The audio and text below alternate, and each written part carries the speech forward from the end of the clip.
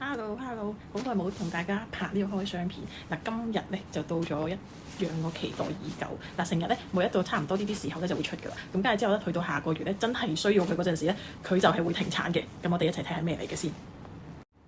嗱，你哋有冇人估到咧？嗱，就係今年嘅黑白熊貓串呢個頸巾。嗱，呢一條咧就係 cashmere 加有少少絲喺入面嘅，咁所以咧佢係比較再 soft 啲咁樣。因為嗱，頸巾串呢個頸巾好奇怪，佢係咧係最熱嗰陣時，我唔知香港最熱啦嚇，最熱嗰陣時出嘅款式嚟嘅。咁每年咧去到大概10月份或者下個月或者11月，反正真正到嗰陣時咧係唔會揾到佢任何一條 cashmere 頸巾。